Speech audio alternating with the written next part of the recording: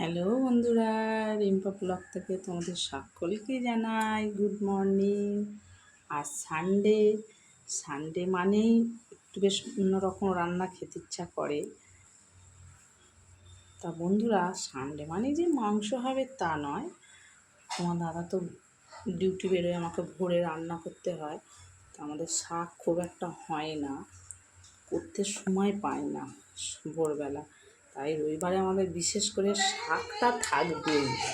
তাই আজ বন্ধুরা দেখতে থাকো কী কী রান্না করছি। আজ হবে পুঁই শাক দিয়ে, কুমড়ো দিয়ে, কাঁঠাল দানা দিয়ে, আলু আর কচু পাইল করা আছে, ভাপানো আছে। শাকটাও ভাপাবো।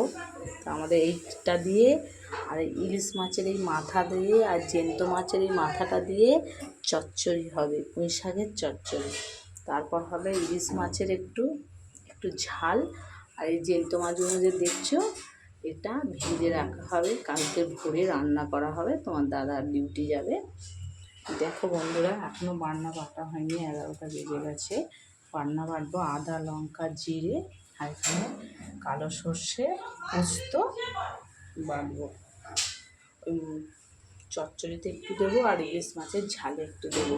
দেখো বন্ধুরা, একটু ভাত বসে গেছে, ভাত হয়ে এসছে, এবার নামাবো। তা বন্ধুরা, আর কিছু হয়নি, এই চচ্চড়ি হবে আর ইলিশ মাছের একটু ঝাল হবে। আজ আমার ছেলে মেয়ে রান্না পুজোর পান্নার নিমন্ত্রণ, একজনের বাড়ি খাবে, তাই আমরা দুজনে খাবো বলে আর ডাল টাল কিছু করে নিই, জানো তো বন্ধুরা। রোজ রোজ নাহলে ছেলেরা খেলে রোজ রোজই ডাল করতে হবে, আর শুকনো খেতে পারে না। আর তোমার দাদা আর আমি খাবো বলে আজকে আর ডাল টাল কিছু করিনি।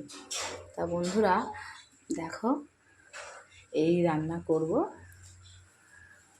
তোমাদের যদি এখানে জল বসিয়েছি, শাকটা ভাপাবো। আমরা শাকও ভাপিয়ে নিই একটুখানি, আর আলুও ভাপিয়ে নিই, একটু ভাপিয়ে খাওয়ারই চেষ্টা করি।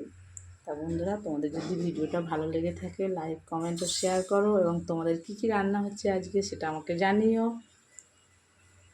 রিম্পা ব্লগ থেকে তোমাদের সকলকে জানাই শুভেচ্ছা। আমার কথার মাঝে যদি কোনো ভুল হয়ে থাকে আমাকে প্লিজ প্লিজ ক্ষমা করে দিও। টাটা।